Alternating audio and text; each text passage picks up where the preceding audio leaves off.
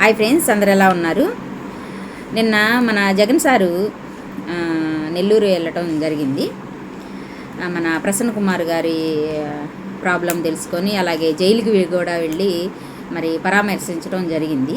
అయితే మన yellow media first ఉంటుంది ఏమంటే, జగన్ బయటకు వచ్చాడు, ఆయన మీద బురద జల్లాలి, ఏదో ఒక విధంగా ఆయన్ని బ్లేమ్ చేయాలి అన్న కోణంలో చాలా మెట్ల మీద మెట్లు కట్టుకుంటూ వెళ్తున్నారు.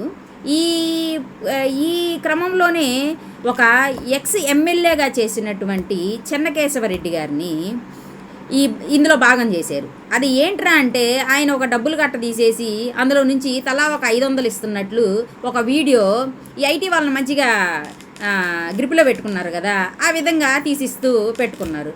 అయితే ఇందుట్లో పక్కన జనాలు ఆయన దగ్గరికి వస్తున్నట్లు, ఆయన ఇస్తున్న డబ్బులు తీసుకుంటున్నట్లు బాగా చూపించారు, బాగానే ఉంది. అయితే ఆ ప్రజలతో పాటు వాళ్ళు పరిగెత్తు వస్తున్నప్పుడు పోలీసులు కూడా ఉన్నారు వాళ్ళతోటి. మరి ఆ పోలీసులకి ఆ డబ్బులు ఇచ్చి ఆయన ఏం కనిపించలేదా? ఆయన దర్జాగా చైర్లో కూర్చొని డబ్బులు పంచుతున్నట్టే చూపిస్తున్నారు. మరి ఈ పోలీసులు చూడలేదా? కూటమి ప్రభుత్వంలో ఉన్న మన వంగలపూడి అనిత గారే కదా హోంమంత్రి గారు, మరి ఆవిడ కనపడలేదా? మరి వాళ్ళు ఆ పోలీసులకు కనిపించలేదా?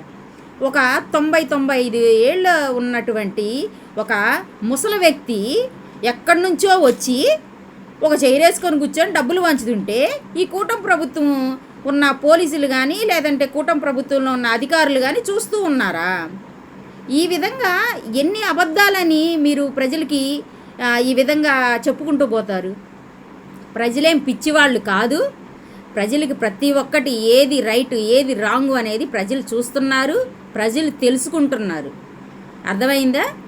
మీరు బురద జల్లే కార్యక్రమం పక్కన పెట్టేసి మన సూపర్ 6 అనే ఒకటి విడుదల చేశారు కదా మన సిబిఎన్ గారు, మన సీఎం గారు. అలాంటి వాటి మీద మీరు దృష్టి పెట్టి ఆయన చెయ్యటటువంటివి మీరు అడిగి మీరు అవన్నీ చేపిస్తే బాగుంటుంది.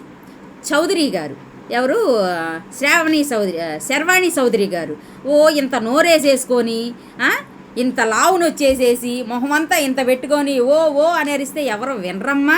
దయచేసి నిజాన్ని నిజంగా ఉన్నట్లు చెప్పమ్మా. ఇంత నోరేసుకొని గబ్బిలేవు నోరేసుకొని నువ్వు అరిచినంత మాత్రాన ప్రజలు ఏమీ నమ్మరు. అర్థమైందా? దయచేసి ప్రజలకు మంచి చేసే విధానంలో మీరు హెల్ప్ చేస్తే బాగుండిద్ది. మీడియా అంటే ప్రజలకు మంచి చేయడానికే కదా, ఏది లేనిది చూపించడానికి కానీ లేని దాన్ని మీరు క్రియేట్ చేసి కొత్తగా ఏమీ తెలియని వాళ్ళ మీద రుద్దుతూ